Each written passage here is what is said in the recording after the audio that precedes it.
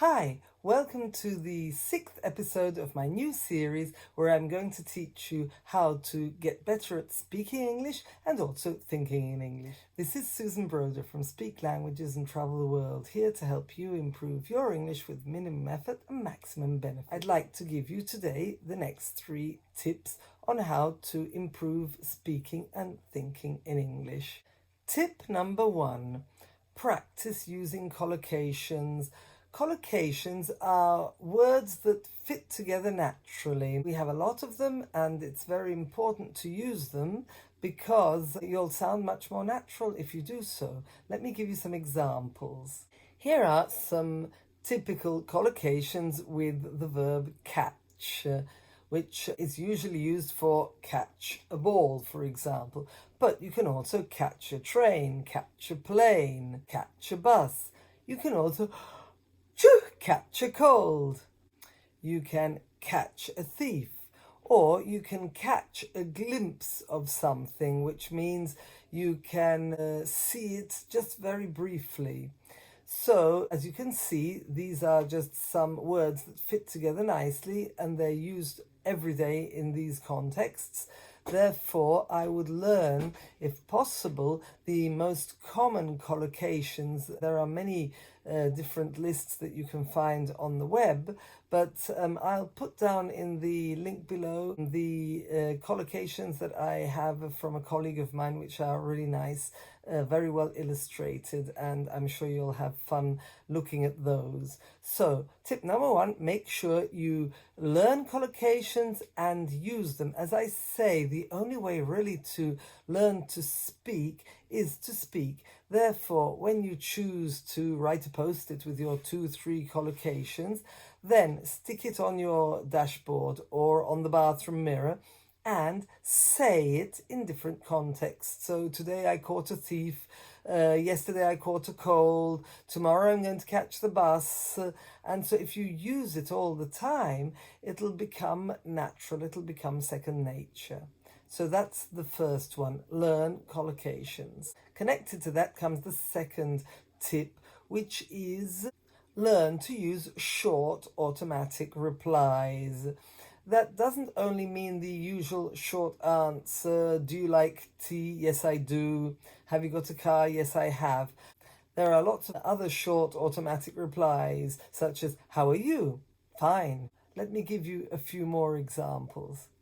Are you enjoying yourself? Certainly I am. Don't forget to give me a ring. I won't. Is she happy? I think she is. She likes cakes. Yes, she really does. This is usually because she's probably eating a lot of cakes in this moment. That surprised you? It certainly did. Nice day? Yes, it is, isn't it? I don't usually drink beer at lunch. Neither do I. I can't do it. Neither can I. Is it raining? I'm afraid so. Will you be home at 6? I hope so. I think I've given you the idea. You have to find all the typical automatic replies and just learn them just like you learn chunks, but most of all, use them. Use them, invent some conversation, some dialogue, and just use them. Use your imagination. You're in the bathroom, you're driving. Any time that you can speak to yourself, try and use them. That's why I would say make a note on a post-it, keep the post-it close to you.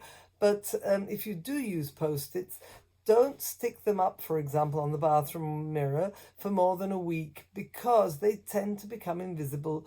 Stick a new one up after a few days. Tip number 3, which is excellent for your fluency, is learn tongue twisters.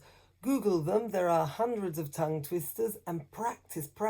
Also with the backward method that I mentioned in the first episode of this series.